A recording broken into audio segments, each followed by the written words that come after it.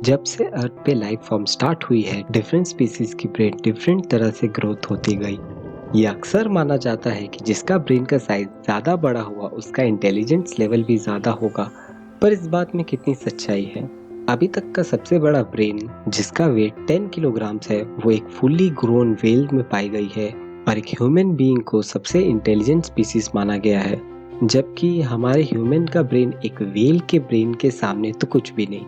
तो सवाल आता है कि does brain size really matter when it comes to intelligence?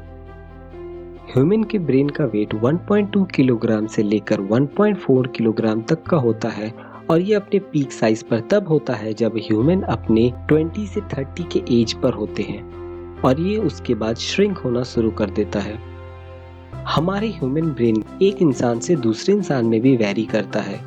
हो सकता है कि आपके पास में जो इंसान बैठा हो उसका ब्रेन आपसे छोटा हो और ये भी हो सकता है कि आपकी गर्लफ्रेंड का ब्रेन आपसे बड़ा हो। हालांकि कॉमनली मेल पर्सन का ब्रेन 1.4 किलोग्राम का होता है, जबकि एक फीमेल पर्सन का ब्रेन 1.2 किलोग्राम का होता है, जिसका मेन कारण जेनेटिक्स है। पर does size really matter to intelligence? बहुत सारे साइंटिफिक रिसर्च से ये प्रूवन है कि ब्रेन साइज और इंटेलिजेंस में कोई लिंक नहीं है। For example, Russian writer Ivan Turgenev का ब्रेन का साइज करीब 2 किलो से भी ऊपर का था और आइंस्टाइन का ब्रेन 1.2 किलोग्राम का था। और आपको तो पता ही है ज़्यादा इंटेलिजेंट कौन था। तो ब्रेन और इंटेलिजेंस रिलेटेड है कैसे? Simple, through brain connectivity. In other words, हमारे ब्रेन के न्यूरॉन्स पे डिपेंड करता है कि वो एक दूसरे से कैसे कम्युनिकेट करते हैं और कैसे कम्युनिकेशन हब बनाते हैं, जिनको हम साइनैप्स बोलते हैं। तो हमारे ब्रेन के न्यूरॉन के वायरिंग के ऊपर डिपेंड करता है कि हमारे इंटेलिजेंस लेवल कितना होगा, ना कि हमारे ब्रेन के साइज के ऊपर।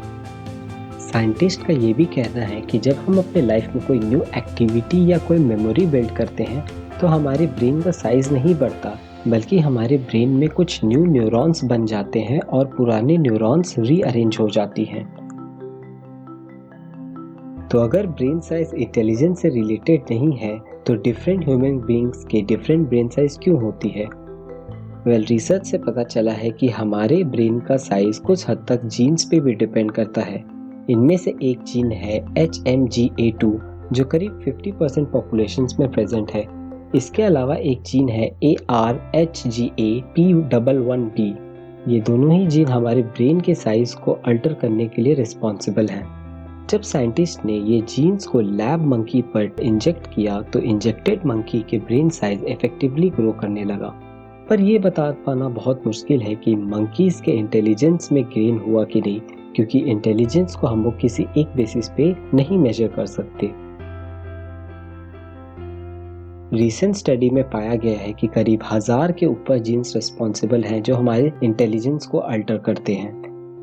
इनमें से कुछ जीन्स ऐसे भी हैं जो हमारे साइंस के लिए बहुत नए हैं, जैसे कि NOTCH2NL। इन जीन्स के अलावा हमारे न्यूरॉन्स की कनेक्टिविटी और डेंसिटी भी बहुत इंपॉर्टेंट है, जो हमारे डे बाय डे एक्सपीरियंस से चेंज होता रहता है। बट इंटेलिजेंस को मेजर कर पाना एक बहुत चैलेंजिंग टास्क है, क्योंकि इंटेलिजेंस को हम लोग किसी एक बेसिस पे नहीं नाप सकते। बहुत सारे टेस्ट में IQ टेस्ट को इंटेलिजेंस के लिए मेजर किया जाता है, जो कि बिल्कुल गलत है, क्योंकि इंटेलिजेंस को सिर्फ IQ पे नहीं, talent, creativity, social intelligence, abstract thinking और भी बहुत सारे पॉइंटर्स से मेजर किया जा सकता है। फिर भी ब्रेन साइज मैटर करता है कि नहीं, ये एक डिबेटेबल क्वेश्चन है। पर साइंस और टेक्नोलॉजी के साथ हम इस क्वेश्चंस के और भी एक फाइनाइट आंसर ढूंढने के बहुत करीब आते जा रहे हैं।